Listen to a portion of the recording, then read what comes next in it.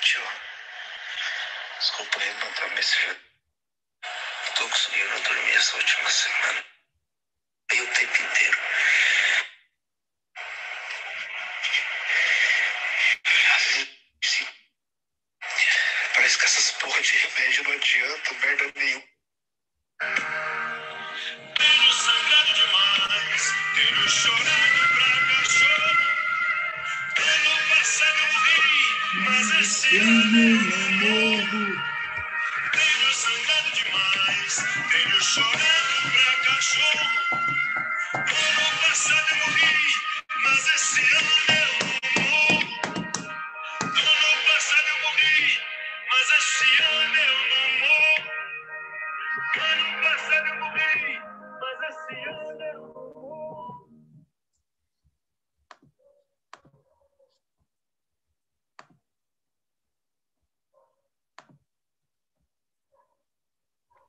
Vamos lá? Boa noite, Walter. Boa noite a quem está assistindo a gente no Face, também no YouTube. A gente vai dar início agora a mais um programa antivírus, né? O nosso programa semanal de conjuntura. E o nosso tema de hoje é: qual vacina acabará com o bolsonavírus? Walter, você começa. Tá bom. Bom, boa noite a todos, boa noite a todas. Vamos, então, falar deste tema simpaticíssimo, né? Tudo indica que esse mês, março de 2021, vai ser inesquecível em termos de dor e de sofrimento. Em primeiro lugar, porque está em curso um agravamento descomunal das contaminações e mortes por Covid-19. A combinação entre as novas cepas, o colapso do sistema de saúde e as opções do governo federal quanto à vacinação tornam muito difícil prever quando será possível controlar a pandemia. Ou seja, o que já está terrível ainda pode se agravar muito. E para enfatizar isso, eu peço licença para ler uma entrevista divulgada hoje pelo jornal É o País. O entrevistado é o médico Miguel Nicoleles, neurocientista e professor catedrático de uma universidade dos Estados Unidos e ex-coordenador do Comitê Científico do Consórcio Nordeste para a Covid-19. Vamos ver o que pergunta o É o País e o que responde o Nicoleles. Pergunta: o que esperar para as próximas semanas ou dias? Resposta: nós vamos entrar numa situação de guerra explícita. Nós podemos ter a maior catástrofe humanitária do século XXI em nossas mãos. A possibilidade de cruzar 2.000 óbitos diários nos próximos dias é absolutamente real. A possibilidade de cruzarmos 3.000 mortes diárias nas próximas semanas passou a ser real. Se você tiver 2.000 óbitos por dia em 90 dias, ou 3.000 óbitos por dia em 90 dias, estamos falando de 180.000 a 270.000 pessoas mortas em 3 meses.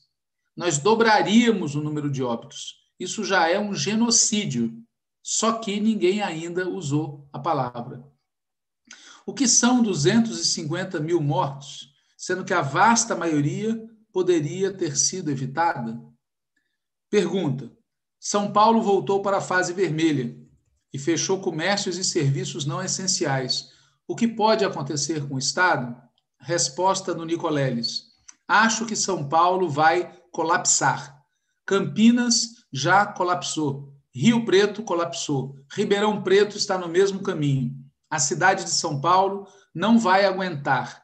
O Hospital Emílio Ribas já está 100% e com fila de espera. O Hospital das Clínicas, que tem um dos maiores números de leitos de UTI do Brasil, está com 80% de ocupação e vai colapsar.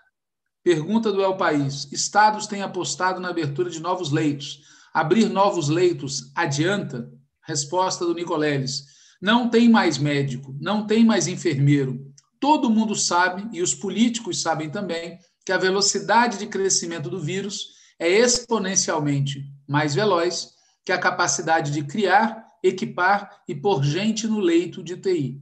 Não tem como combater isso criando mais vagas nos hospitais. É a típica estratégia de maquiagem. Aumenta os leitos, mas os leitos às vezes nem funcionais estão, mas vão para a conta e diminui a taxa de ocupação. Pergunta do El País: o que fazer então? Os governadores e secretários de saúde pressionaram nesta semana o presidente Jair Bolsonaro por medidas. Resposta do Nicoleles: é preciso decretar lockdown de pelo menos 21 dias e pagar um auxílio financeiro para que as pessoas fiquem em casa. Os governadores sabem que o governo federal não vai fazer nada, estão querendo empurrar a responsabilidade. Estou sugerindo desde novembro a criação de uma comissão nacional com a sociedade civil, governadores e Supremo, que precisa decretar uma tutela judicial no Ministério da Saúde, uma intervenção. E essa comissão nacional ficaria responsável por tomar decisões e supervisionar toda a logística. Pergunta do El País: mas a população já não respeita as medidas de restrição. Acataria um lockdown? Resposta do Nicoleles: a população nunca teve uma mensagem correta da gravidade da pandemia, porque não temos nenhum estadista no país. As pessoas estão falando de sucessão presidencial em 2022, quando o país está morrendo na pandemia. Faltou decisão política e visão estratégica. Faltou as pessoas eleitas pensarem não nos lobbies econômicos e políticos que as sustentam, mas nos cidadãos como prioridade. É preciso bancar uma decisão.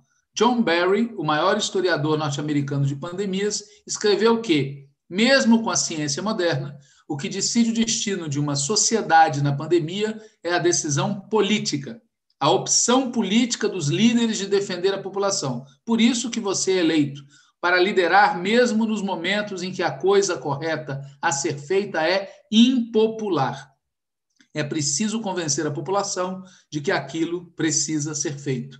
Pergunta do El País: caso não haja lockdown nacional, como tudo indica, o vírus não tem uma dinâmica própria em que o contágio sobe muito, chega a um pico e depois começa a descer por causa da sazonalidade, entre outras questões? Resposta do Nicoleles: não. Quando se tem um vírus mutando fora de controle e se novas variantes são mais letais e mais contagiosas. Cada variante tem sua dinâmica própria. Como você falou, cresce, chega ao pico e cai. Mas se você tem dezenas de variantes superpostas umas nas outras, acabaram de detectar a variante da Califórnia em Minas Gerais, porque alguém veio de avião dos Estados Unidos e trouxe ela. Nós recomendamos fechar os aeroportos em agosto. Repetimos em setembro e, evidentemente, a Infraero não deu bola. Temos no Brasil a reunião de todas as variantes, inclusive as nossas próprias. Essa é a bomba relógio. Pergunta do El País: sendo assim, quem teve Covid-19 meses atrás pode acabar se reinfectando? Resposta do Nicoleles. Se você foi contaminado com a variante inicial brasileira, os anticorpos que você desenvolveu são 9 vezes menos eficientes para combater a nova variante amazônica. Por que temos que tomar a vacina contra a influenza a cada ano? Porque as variantes surgem. Mas o que estamos tendo de números de infectados do coronavírus é muito grave. Então, a chance do vírus mutar é muito maior. Pergunta do El País. Você mencionou em outra entrevista a possibilidade de colapso funerário. Como isso pode se dar? Resposta do Nicoleles. Porto Alegre já está entrando. Um hospital teve de comprar containers para estocar os corpos, porque não estava dando conta de manejá-los. Isso é Manaus. A população da cidade de São Paulo é 9 vezes maior que a de Manaus. A grande São Paulo é 20 vezes maior. Se a cidade de São Paulo cai, todo o estado de São Paulo cai. É como uma guerra mesmo. Quando um batalhão importante cai, todas as forças armadas são comprometidas. É um efeito cascata. Minha metáfora é que somos Stalingrado. Estamos cercados neste momento. Essa é a situação nas palavras do Nicoleles. Podemos não concordar com 100% do que ele disse, mas é difícil não concordar com o sentido geral que ele aponta. Não se trata apenas de negacionismo, nem se trata apenas de incompetência. Está em curso um genocídio deliberado. Temos um governo que, desde o início da pandemia, apostou na imunização de rebanho, na morte dos mais fracos, dos mais débeis, na vida em segundo lugar. E o preço que pagamos por isso, até agora, são mais de 250 mil mortos oficiais. O número real é bem maior, porque todo mundo sabe que houve e continua havendo uma subnotificação. E vão morrer mais dezenas, mais centenas de milhares de pessoas se o governo Bolsonaro continuar existindo.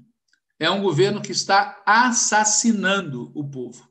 A tragédia sanitária vem sendo, ademais, acompanhada por uma tragédia social, que tem no desemprego e na desassistência seus maiores vetores de sofrimento. A interrupção do auxílio emergencial contribuiu para disseminar a fome, como se percebe pelo crescente número de pessoas que pede comida nas ruas das cidades brasileiras. E a volta do auxílio emergencial, em valor menor, por menos tempo e para menos gente, está sendo acompanhada da retirada de direitos sociais. A tal PEC 186/19 induz a privatização do patrimônio público, penaliza servidores públicos e drena recursos de fundos públicos, como o Fundo Social do Pré-Sal, para o serviço da dívida, em benefício do capital financeiro. O auxílio emergencial ele é necessário para que milhões de pessoas não morram de fome. E o auxílio emergencial é necessário também para que se possa viabilizar o lockdown. É sempre bom lembrar que a proporção de pessoas procurando trabalho e não achando, a taxa de desemprego oficial no país é de praticamente 14%. Mas há cerca de 40 milhões de pessoas que deixaram de procurar trabalho apesar de desejar trabalhar. Ou seja, a taxa real de desemprego é muito maior do que 14%. Frente a esse quadro, o que vem fazendo as instituições? O que faz o governo federal, o Congresso Nacional e o sistema judiciário? Eu gostaria de dizer, o governo federal está tomando as medidas para salvar a vida do povo. Mas, como já foi dito, está ocorrendo o contrário. O governo insiste na mesma linha adotada desde há um ano, salvar a economia em primeiro lugar. Claro que não há consenso no governo acerca de como salvar a economia. A substituição do presidente da Petrobras é um sinal dos conflitos existentes entre os que defendem deixar a mão invisível do mercado agir livremente e os que estão dispostos a flexibilizar para evitar que isso provoque uma derrota do governo agora ou em 2022. Agora, há um consenso no governo acerca de quem vai pagar o pato. O consenso deles é que é o povo que vai pagar o pato. Isso vale para a economia e vale para a pandemia.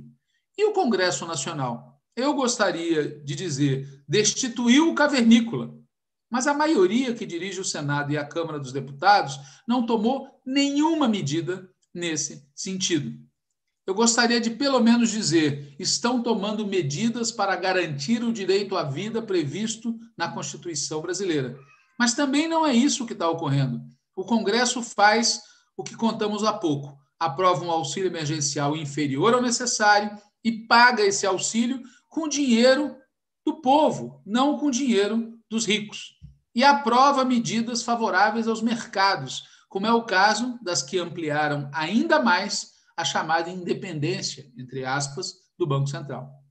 Ainda sobre o Congresso, vale lembrar que a primeira semana de março é a de apresentação das emendas individuais e estaduais dos parlamentares. São mais de 16 bilhões no orçamento de 2021, sendo quase 10 bilhões para emendas individuais, que são divididas igualmente entre cada parlamentar, que pode apresentar até 25 sugestões e o restante é das bancadas estaduais. Essas emendas são vitais para consolidar as bases locais de apoio dos parlamentares conservadores, tendo em vista a eleição de 2022. Ou seja, se depender do Centrão, nada muda. Aliás, se depender do Centrão, as eleições de 2022 vão mudar para pior, porque eles querem que elas sejam em regime de distritão.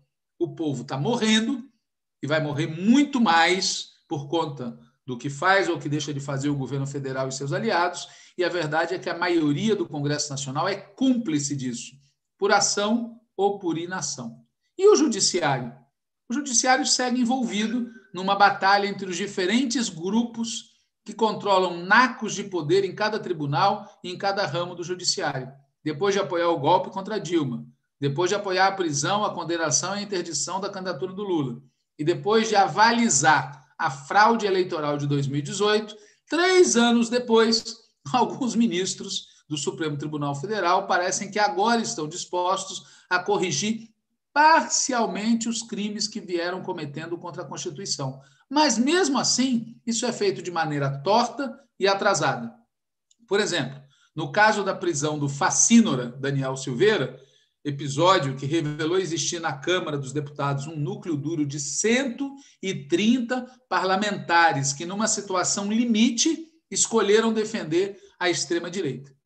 No caso da prisão desse facínora, o Supremo lançou mão desnecessariamente, entre aspas, do nosso ponto de vista, da Lei de Segurança Nacional, lei que, aliás, tem sido cada vez mais usada, um péssimo sinal. Tem 37 projetos de lei no sentido de acabar com a Lei de Segurança Nacional e de criar uma lei de defesa das liberdades democráticas ou do Estado democrático, segundo preferem alguns.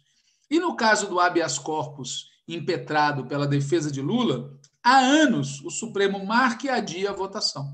E há fortes sinais de que há uma maioria no Supremo disposta a votar contra Moro, mas tentando achar uma maneira de fazer isso que mantenha Lula sem os seus direitos políticos.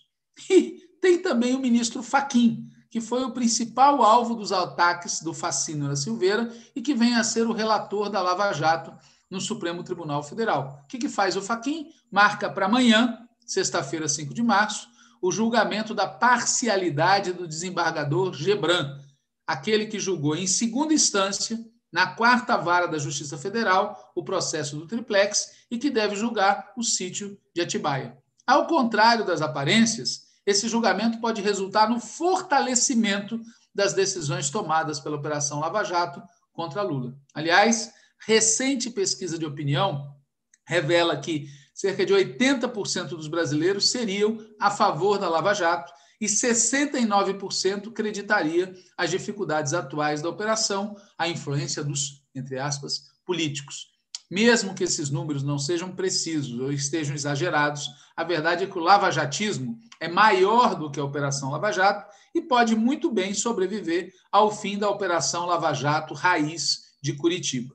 Moral da história: se não tem que ter expectativa alguma no governo federal e no Congresso Nacional, também não tem motivo para achar que o sistema judiciário em geral, ou o Supremo Tribunal Federal em particular, é o guardião das liberdades e está preocupado com a situação real de sofrimento e dor que o povo brasileiro passa hoje. O que existe é uma queda de braço em que aos amigos se dá tudo e aos inimigos não se dá nem mesmo a lei.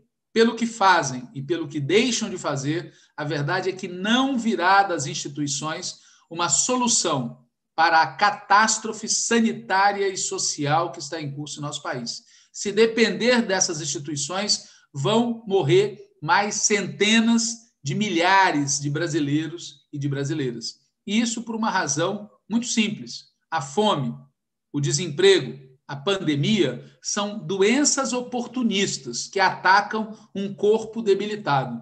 E o que está debilitando o corpo da sociedade brasileira é aquilo que nós chamamos de bolsonavírus. Enquanto este bolsonavírus não for erradicado, o Brasil continuará indo ladeira abaixo. E não vamos nos iludir com a lenga-lenga de que o país está sem governo e que o lado de lá perdeu a hegemonia, não tem projeto, não sabe o que fazer. Isso é uma lenga-lenga. Quem pensa assim não se deu conta ainda de que tem método nessa loucura. A incompetência e o negacionismo estão a serviço de um genocídio deliberado. E é muito importante a gente perceber que, no meio desse caos, dessa loucura, segue a marcha em direção aos objetivos da famosa ponte para o futuro.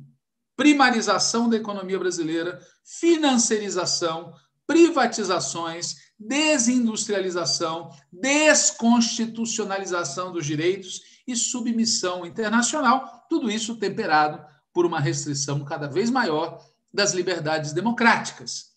Cabe lembrar também que, no meio desta merda toda, o cavernícola perde apoio, mas segue mantendo um núcleo duro de apoiadores que pode muito bem levar ele ao segundo turno, e lá, no segundo turno, é muito possível que a direita gourmet vote neste troço. Até porque, vamos lembrar, nem tudo vai mal para todo mundo. O setor agropecuário e o setor financeiro, por exemplo, reclamam, mas reclamam de barriga cheia. É claro que esse clima de catástrofe que está no país acentua a luta entre as diferentes facções das classes dominantes. Aliás, e paradoxalmente, o fato de nós, os setores populares, estarmos pouco mobilizados, facilita e estimula essa disputa no andar de cima. Mas atenção, não há no empresariado, não há entre os militares, não há no centrão, não há na mídia um bloco de forças que defendam um programa alternativo a esse que o Bolsonaro está implementando. Tem matizes, mas o programa neoliberal antipovo, antiliberdades, antidireitos, de submissão internacional os unifica. Resumo da ópera. A crise se aprofunda, não há sinal de recuperação à vista, o ambiente geral no país é de instabilidade, crescem os conflitos entre as diferentes facções das classes dominantes e, como nós já dissemos, ainda não existe uma mobilização popular à altura da catástrofe em marcha.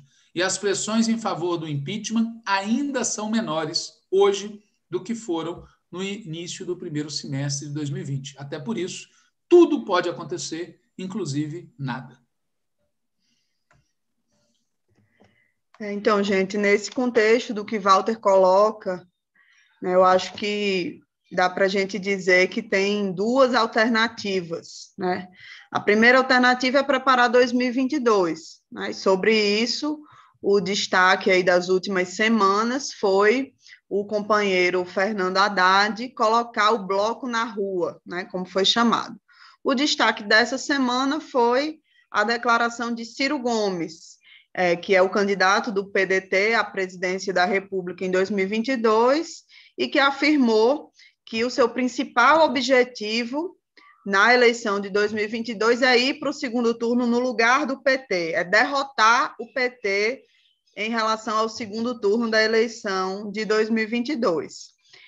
Para os petistas que gostam de Ciro Gomes, né, mais uma prova de que é um erro apostar alguma coisa nesse cidadão.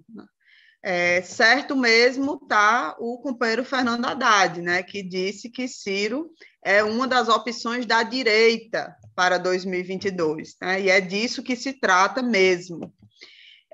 E como bom porta-voz da direita, Ciro está 100% com os olhos postos em 2022, né? Se a gente quer que 2021 passe rápido. Porque, na verdade, nem Ciro, nem ninguém da direita no Brasil está a fim de ir até o fim, né? Está com disposição de ir até o fim na luta contra Bolsonaro, né? E até o fim no presente momento, trabalhar pelo impeachment, né? O impeachment imediato, e não centrar energias em derrotá-lo nas eleições de 2022.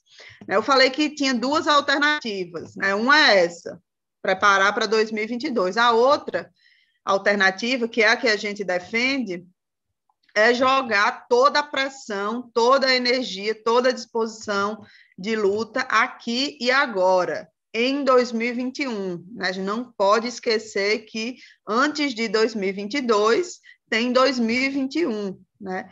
Então, a luta por vacina, a luta por emprego, a luta por auxílio emergencial, né? E principalmente a luta pelo fora Bolsonaro, pelo impeachment aqui e agora, são fundamentais. E são fundamentais por 3 motivos, basicamente.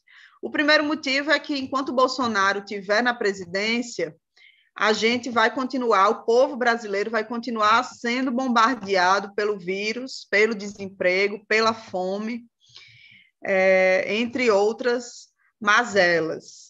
O segundo motivo é que a gente não pode repetir, nesse ano de 2021, o erro que foi cometido por muita gente em 2020.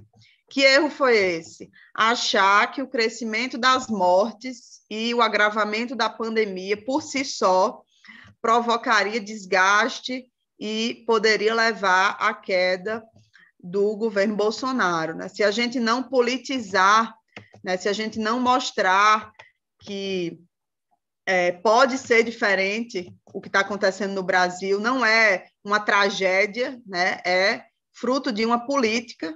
Então, se a gente não mostrar que pode ser diferente, que a situação poderia ser outra, que a gente poderia estar com um número de mortes muito menor, o que acontece é que muita gente se resigna, né? Acredita no discurso de que essa é a vontade de Deus, naturaliza ou até mesmo compra aquele discurso de que a culpa é dos chineses, a culpa é dos governadores, a culpa é dos prefeitos, né? Embora alguns governadores e prefeitos também tenham a sua parcela de responsabilidade, né? Então, enfim, sem ataque na política, sem muita disputa política, não vai ter mudança na política que está em curso no país, né? Vide o que ocorreu, como eu disse, em 2020. Bolsonaro foi contra o auxílio emergencial, depois tentou pagar um valor muito menor do que o que era necessário, e isso não foi suficiente para que, quando o auxílio emergencial foi aprovado, isso ficasse, digamos assim, na conta da esquerda, né? Pelo contrário, ajudou a subir a popularidade justamente de Bolsonaro, que era contra o auxílio emergencial, né? Então, isso é uma prova também de que, sem muita politização, sem muita polarização, sem muito enfrentamento radical contra o governo, a gente não vai mudar a atual situação. Mas tem um terceiro motivo, né? O terceiro motivo é, digamos assim, de natureza político-moral, né? A gente está perdendo uma média de 2.000 pessoas por dia. Ontem foi um recorde, né? Mais de 1.900 mortes registradas. Isso significa 1.000 pessoas a cada 12 horas. Isso significa 500 pessoas a cada 6 horas. 250 pessoas a cada 3 horas. 80 pessoas por hora morrendo de coronavírus, né? Ou seja, durante esse nosso programa, que dura em média 1 hora, dá para dizer que 80 pessoas vão ter morrido de Covid de forma desnecessária, né? Então, ao mesmo tempo que isso acontece, a gente vê situações como a do professor universitário, que teve que assinar um termo de ajustamento de conduta por conta de uma manifestação que ele fez acerca do governo Bolsonaro.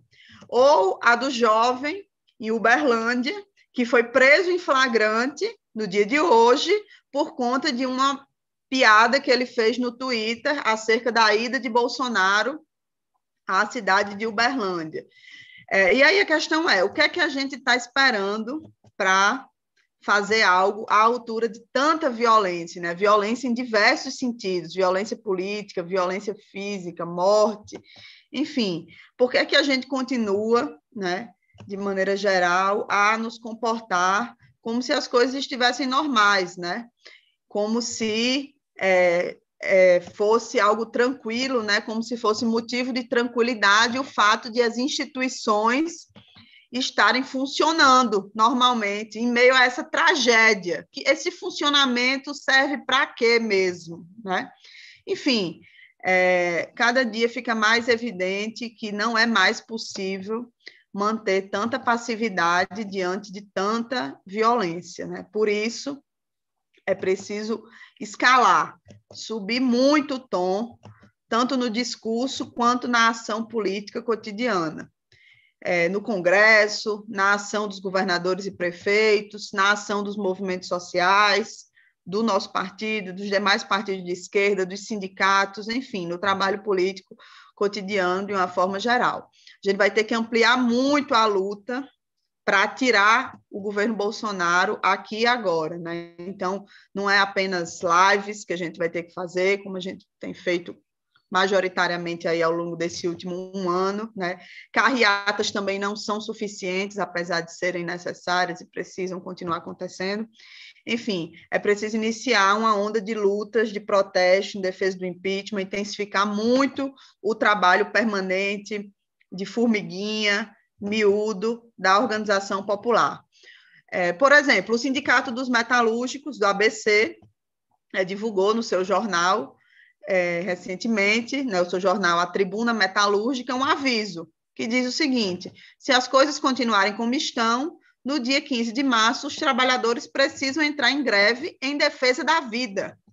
Então, esse é o caminho, né? A gente tem um governo de traição nacional, um governo de morte, que não pode ser reconhecido. E, para que isso se materialize, uma onda de lutas, de paralisações, de protestos em defesa da vida precisa ter início, né? E um último registro para finalizar aqui o nosso comentário, né? Nesse mês de março, é bom lembrar, tem 2 datas que são simbólicas e ainda mais diante do governo Bolsonaro, né? A primeira data é o 8 de março, que sobre isso é importante a gente lembrar que a boiada de Damares também está passando, né? Vide a portaria editada recentemente para rever o Plano Nacional de Direitos Humanos, o PNDH-3.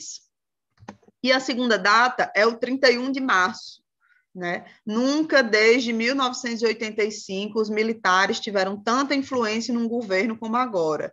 E também nunca, desde então, a gente teve um governo que comemorou a ditadura, como faz esse governo Bolsonaro, inclusive como fez no ano passado, com uma ordem do dia explicitamente golpista, né? E, ao mesmo tempo, nunca tantos brasileiros e brasileiras morreram devido às decisões de um governo, como está acontecendo agora nesse último ano. E, mesmo assim, entre nós, né, ainda tem muita gente que se ilude com os militares, né?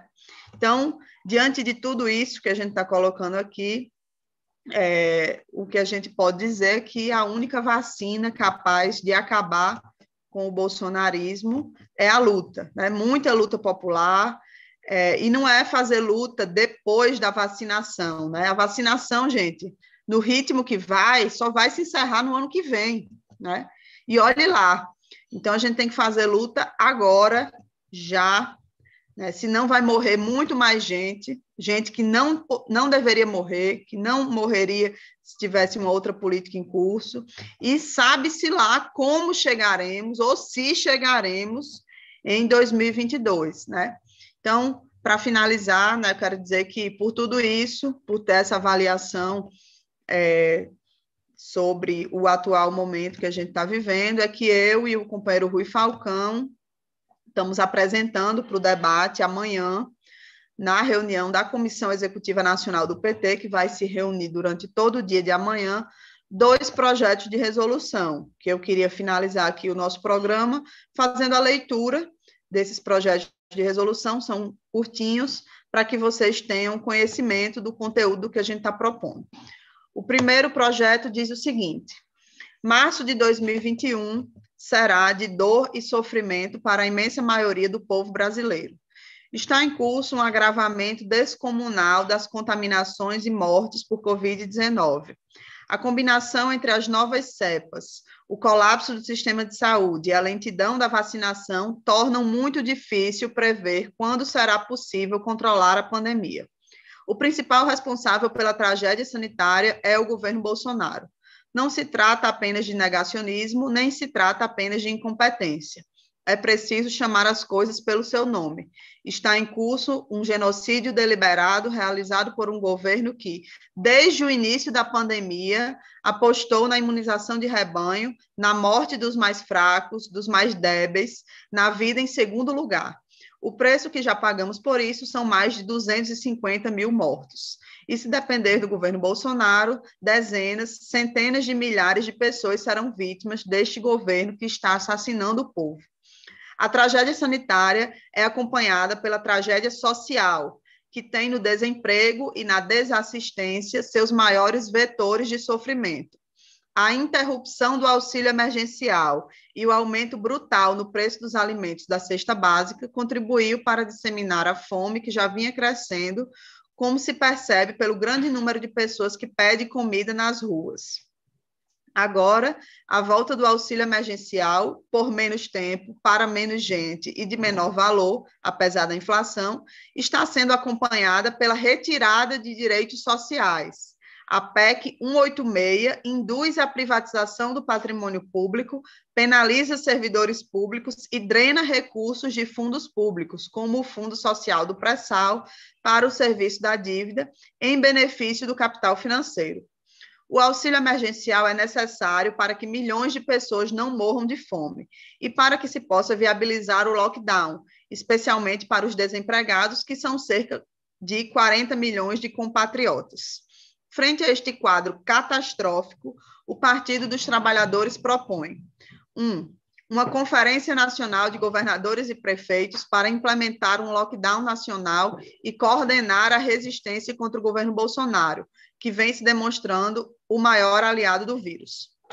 2. Uma frente nacional pelo impeachment de Bolsonaro, com a realização de atividades em todo o país a partir de 31 de março de 2021. Ditadura nunca mais.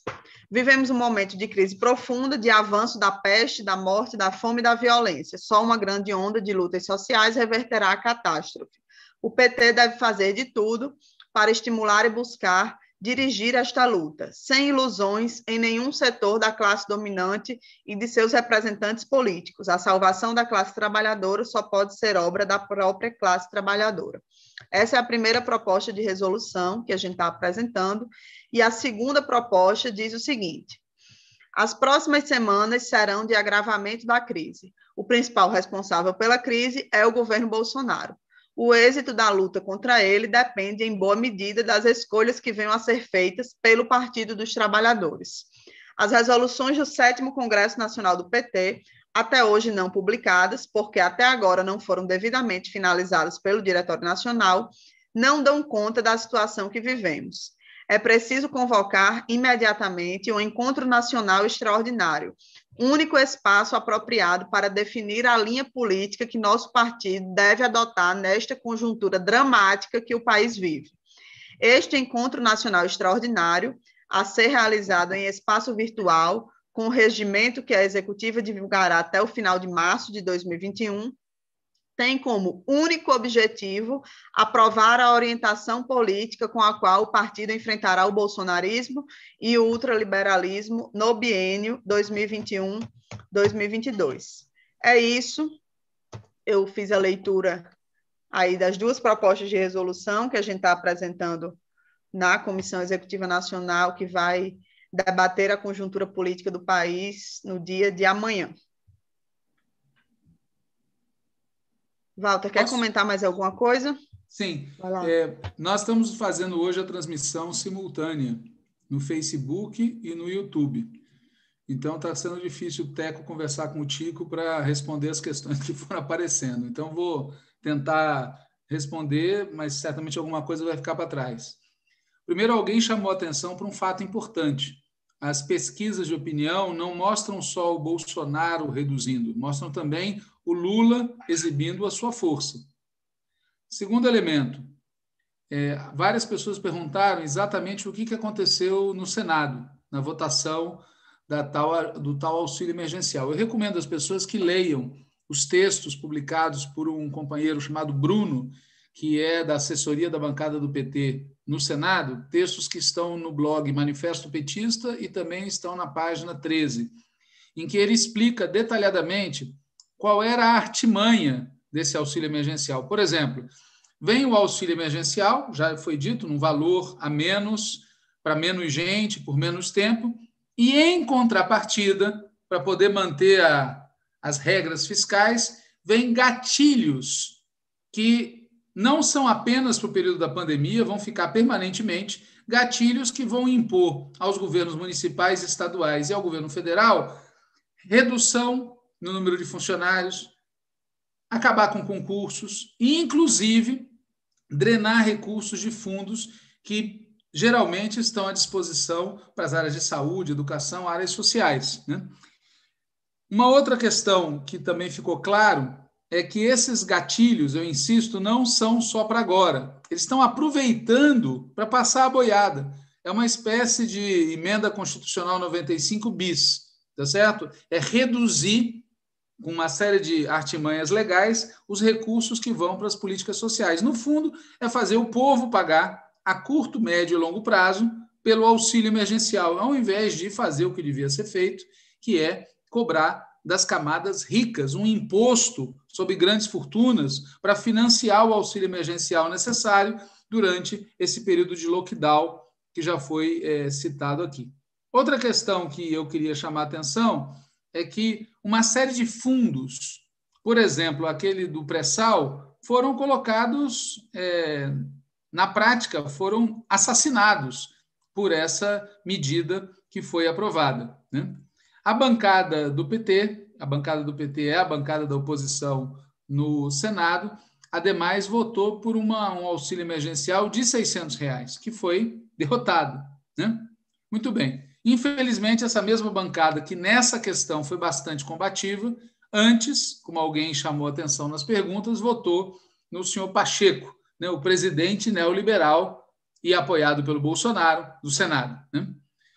Também foi citado aí pelo pessoal nos chats, eu não sei se do Facebook ou do YouTube, o fato de que hoje nós tivemos a prisão de um companheiro chamado André Constantini, petista, liderança do PT, liderança do Movimento de Favelas, que foi preso pela Polícia Militar. Dizem que o motivo real é que ele estava com uma camisa belíssima, onde estava escrita: "O diabo veste farda". O diabo veste farda. Parece que algum PM ficou injuriado com isso. Ele foi levado à delegacia, mas depois o próprio delegado achou por bem, enfim, não foi mantido preso. Agora, isso revela mais um sinal da escalada autoritária que está em curso nesse país e que tem seu outro exemplo recente, dois professores de uma Universidade Federal de Pelotas que foram empurrados a assinar um termo de ajuste de conduta em que eles se comprometem a, por 2 anos, não emitir manifestações de desapreço pelo Bolsonaro ou por outras lideranças políticas. Ou seja, é inacreditável que a gente tenha um presidente da República que cotidianamente comete impropérios, ofensas gravíssimas contra o povo brasileiro, contra a Constituição e contra o bom senso, mas professores universitários são ameaçados de processos administrativos que podem levar à demissão por falarem 0,0001% da verdade, porque não é apenas que nós estamos diante de uma pessoa desprezível, como disse o professor que foi levado ao termo de ajuste de conduta. Nós estamos diante de um genocida. E isso, como várias pessoas estão falando, algum dia vai ser julgado. E não é pela história. Algum dia o povo brasileiro vai julgar e condenar os responsáveis por isso, que não são apenas o clã Bolsonaro, né? Como a gente sempre faz questão de dizer, a cúpula das Forças Armadas tem sangue nas mãos. Tem sangue nas mãos pelo que está fazendo agora. É um general da ativa, da logística, que dirige o Ministério da Saúde. Também foi chamada a atenção sobre a greve dos petroleiros. Na verdade, queria pegar carona nessa questão para chamar a atenção para um fato que a Natália destacou. A gente precisa ter luta social em defesa da vida, como os metalúrgicos de São Bernardo já estão sinalizando. É preciso subir, escalar. Não é possível a resignação que muitos brasileiros e brasileiras estão adotando como critério nessa crise. Não é um raio, não é um fenômeno natural que está acontecendo, é um genocídio deliberado. É um governo que está traindo o povo brasileiro. E nós não podemos assistir isso parados, né? Por fim, o nome desse programa foi que vacina deve ser útil, né? Deve ser usada contra o bolsonavírus. E vieram umas respostas muito simpáticas. Veio luta popular, claro, veio uma cirurgia radical, alguém falou de um processo revolucionário, alguém falou do impeachment da chapa Bozo Mourão, alguém falou de chumbo grosso no meio das ventas, mas a mais criativa e poética foi uma que, insisto, não é a opinião oficial desse programa, mas a gente reconhece a beleza poética da frase nem vacina, nem cloroquina, guilhotina. E com isso eu encerro a minha participação de hoje.